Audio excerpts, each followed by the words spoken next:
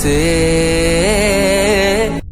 संत मार्कुस के अनुसार पवित्र सुसमाचार अध्याय 8 वाक्य 22 से 26 तक। वे बेतसैदा पहुंचे। लोग एक अंधे को ईसा के पास ले आए और उनसे यह प्रार्थना की कि आप उस पर हाथ रख दीजिए। वे अंधे का हाथ पकड़कर उसे गांव के बाहर ले गए।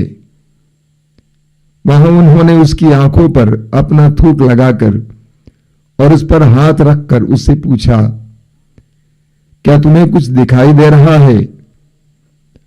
अंधा कुछ कुछ देखने लगा था, इसलिए उसने उत्तर दिया, मैं लोगों को देखता हूं, वे पेड़ों जैसे लगते लेकिन चलते हैं। तब उन्होंने फिर अंधे की आंखों पर हाथ रख दिए और वो अच्छी तरह देखने लगा। वो चंगा हो गया और दूर तक सब कुछ साफ साफ देख सकता था। ईसा ने यह कहते हुए उसे घर भेजा, इस गांव में पैर मत रखना। यह प्रभु का दिव्य सुसमाचार है।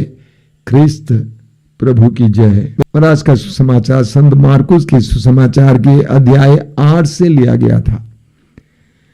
आज के सुसमाचार में आपने सुना कि कैसे प्रभु यीशु ने बेतसैदा के उस अंधे को चंगा किया। वचन में आपने सुना कि लोग एक अंधे को ईसा के पास ले आए और उनसे ये प्रार्थना की कि आप उस पर हाथ रख दीजिए। लोग चाहते थे कि उनके सामने यीशु उसको चंगा करे, लेकिन यीशु क्या करते हैं? वे अंधे को हाथ पकड़कर उसे गांव के बाहर ले गए और वहां उन्होंने उसकी आंखों पर अपना थूक लगाकर उस पर हाथ रखकर उससे पूछा, क्या तुम्हें कुछ दिखाई दे रहा है? अंधा कुछ कुछ देखने लगा, इसलिए उसने उत्तर दिया, मैं लोगों को देखता हूं, वे पेड़ों जैसे लगते लेकिन चलते हैं। तब उन्होंने फिर अंधे की आंखों पर हाथ रख दिया और वह अच्छी तरह देखने लगा। एक बहुत सुंदर प्रतीक है। लोग चाहते थे कि यीशु अपना हाथ रखें और वो वहीं पे चंगा हो जाए। पूरे मार्कुस के सुसमाचार में आपको पढ़ने को मिलेगा कि प्रभु जहां कहीं भी चमत्कार और चिन्ह प्रकट करते थे, वहां लोगों को आदेश देते थे कि किसी को मत बोलना। प्रभु मार्कुस के सुसमाचार में प्रकट रूप से प्रकट नहीं होते हैं। जहां कहीं भी सुसमाचारों में हम पढ़ेंगे, जहां कहीं भी यीशु जाते थे, भारी भीड़ उनके चारों ओर इकट्ठी होती थी, उनके चमत्कार और चिन्हों को देखने और उससे लाभ प्राप्त करने के लिए। इसीलिए मार्कुस के सुसमाचार में हम पढ़ते हैं कि प्रभु अपनी महिमा को छिपा कर चलते थे, लोगों को बताते थे, किसी को नहीं बताना। अब बताइए, आज के अंधे को भी प्रभु ने हाथ पकड़कर गांव से बाहर ले जाकर चंगा किया और कहा कि इस गांव में पैर नहीं रखना। यानी तुमने जो अनुभव किया उसको छिपा के रखो, किसी को बताना नहीं। सुसमाचारों में हम पढ़ते हैं कि प्रभु यीशु अपने शब्दों के द्वारा लोगों को चंगा करते थे, स्पर्श करके चंगा करते थे। और आज के सुसमाचार में हमने देखा कि प्रभु यीशु अपने थूक से उस अंधे को चंगा करते हैं। यीशु का थूक भी प्रसाद सा है। यीशु ईश्वर के पुत्र थे। योहन के सुसमाचार के अध्याय 1 वाक्य 14 में पढ़ते हैं, वो अनुग्रह तथा सत्य से परिपूर्ण थे। वो अनुग्रह से परिपूर्ण थे। उनका संपूर्ण व्यक्तित्व अनुग्रह से परिपूर्ण था। उनका थूक भी दवा थी, उनका थूक भी पवित्र था। उन्होंने आंख पर थूक लगाया और उस अंधे से पूछा, तुम्हें कुछ दिखाई दे रहा है?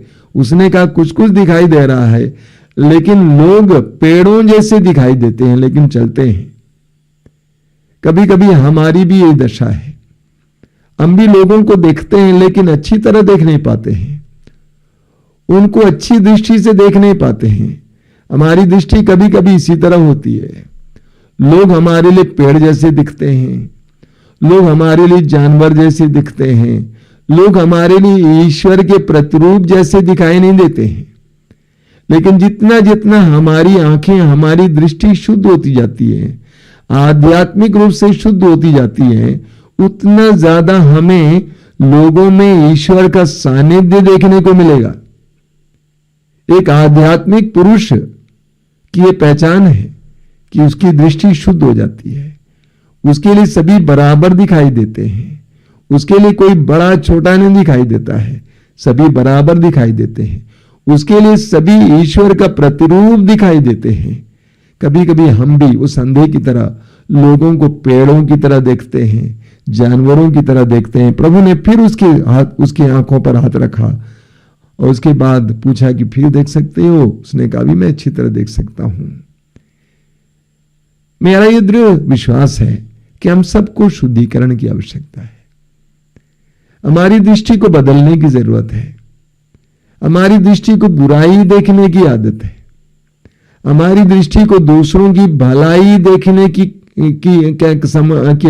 क्षमता की कमी है।